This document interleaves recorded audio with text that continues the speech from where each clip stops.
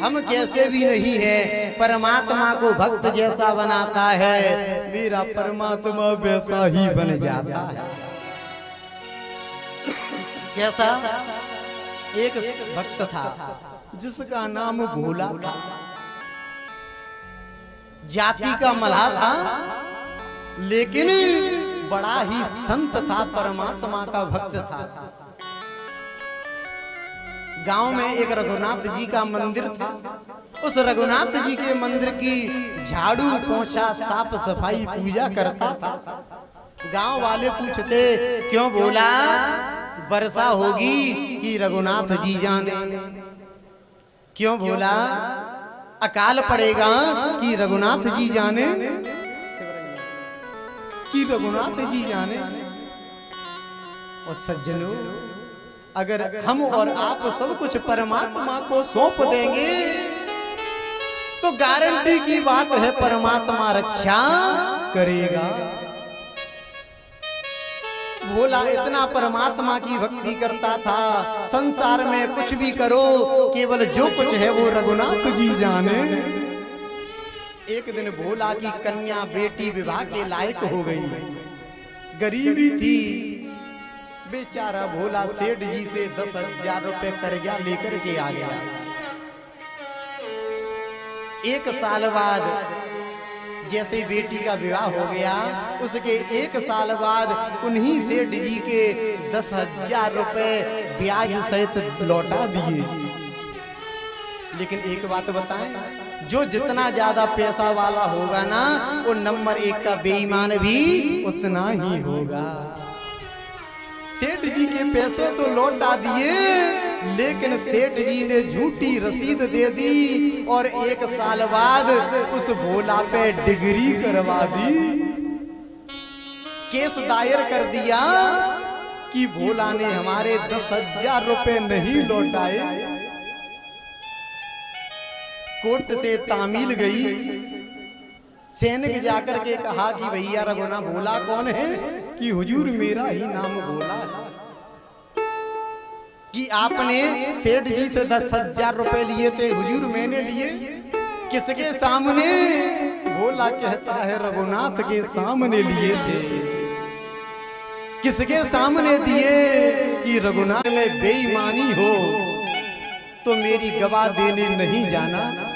अगर मैंने सेठ जी के 10,000 रुपए मैं ब्याज के लौटा दिए हो तो मेरी गवाह देने 8 तारीख को कचहरी चलना है। इतना कह करके बेचारा भोला तामील रख करके और लौट करके आ जाता है। 7 तारीख को शाम 7 बजे फिर पहुंच करके कहता है हुजूर कल 8 तारीख है, कचहरी में चलना है गवाही देने के लिए। प्रभु ये बताओ बाल भोग के लिए नाश्ता के लिए पूड़ी बनवा ले या पराठों से काम चल जाएगा। इतना कह करके भोला आ गया। 8 तारीख हुई और जैसे ही भोला कचहरी पहुंच गया 12 बजे, वकील साहब ने कहा क्यों भोला आ गए? कि हाँ वकील साहब, तुम्हारा गवाह कहाँ है रघुनाथ? कि हुजूर यहीं कहीं भीड़ में होगा। वकील साहब जानते हैं कचहरी से 3 आवाज लगाई जाती है। जैसे ही केस आया और 3 आवाज लगाई कि रघुनाथ हाजिर हो, रघुनाथ हाजिर हो, और हाजिर हो रघुनाथ नारे 3 जो लगाए। जैसे ही आवाज लगाई, मेरा 3 लोगों का स्वामी परमात्मा उस केवट के लिए गवाह बन करके पहुंच गया। कैसे? कि धोती फटी सी, एक दुपट्टी पड़ी कांधे पे, और माथे पे तिलक 4 चंदन को लगाए है। हाथ में छड़ी, गले में तुलसी की माल पड़ी, और बगल सी बही एक बगल में दवाए हैं। भक्त और बाधाहरण, तीन लोकों के स्वामी, और केवट के काज गवाही बन आए। प्यारे, आज उस मल्ला के लिए मेरा परमात्मा गवाह बन करके कटहरी में खड़ा हो गया। जज साहब ने कहा, तेरा ही नाम रघुनाथ है? कि हुजूर, मेरा ही नाम रघुनाथ है। इस भोला ने सेठ जी से 10,000 कर्जा लिया था कि हुजूर मेरे सामने लौटा रहा नहीं। हुजूर 1 साल बाद मैं ब्याज के लौटा दिया। इन सेठ जी को पकड़ करके रखो, इनके घर पे तिजोरी में लाल वाली बही में पीले वाले पन्ने में पेज नंबर 112 में हिसाब बराबर मिलेगा। मेरा परमात्मा बही रंग पन्ना सब कुछ जानता है। जैसे ही सैनिक गया, सेठ जी के घर से बही लेकर के आया और पेज नंबर 112 पर हिसाब बराबर मिला। मिलते ही सेठ जी को 1 साल की सजा हो गई और भोला केस से बरी हो गया। परमात्मा अंतर ध्यान हो गए। जैसे ही परमात्मा अंतर ध्यान होंगे, जज साहब ने कहा, बोला तेरा गवाह कहाँ है?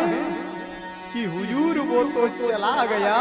कहाँ? कि जहां से आया था। बोला, ये रघुनाथ कहाँ रहता है? कि मेरे गांव में। इसका घर कहाँ पे बना है? जज साहब, ये घर वाला रघुनाथ नहीं, ये मंदिर वाला रघुनाथ है। इतना सुनते ही जज साहब खड़े हो गए, कुर्सी छोड़ दी और कलम तोड़ दी और रो करके कहते हैं कि शेष महेश गणेश सुरेश के नहीं ध्यान में आते रहे, ते आज विनीत अदालत में जगेवट के गवाही कहाते रहे। जिस परमात्मा के लिए योगी जाग जाग करके मर जाते हैं, लेकिन परमात्मा का दर्शन नहीं होता, वो परमात्मा केवट के लिए गवाह बन करके आ गया। कुर्सी छोड़ दी, कलम तोड़ दी और जज साहब रोने लगे। वकील साहब ने कहा, प्रभु आप क्यों रो रहे हो जज साहब? कम से कम दर्शन तो हो गया, धोखे से ही सही। तो जज साहब ने कहा कि सुख धोखे उदरस दिए को भयो और दुख नाहिन जो तज जाते रहे। कष्ट एक बात का है कि मैं कुर्सी पे बना जज बैठा रहा और रघुनाथ खड़े समझाते रहे।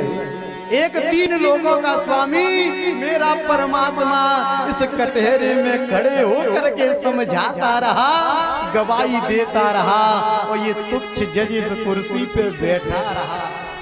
उन्हीं जज साहब ने कलम तोड़ दी, कुर्सी छोड़ दी और नौकरी को छोड़ करके वृंदावन में आजीवन खड़े होकर के परमात्मा का भजन करने लगे। सज्जनों, परमात्मा कैसा भी नहीं है, भक्त भगवान को जैसा बनाता है मेरा परमात्मा वैसा बन जाता है। ना वो निराकार है ना वो साकार है और भक्त की भावना में तदाकार है। भक्त जैसा भगवान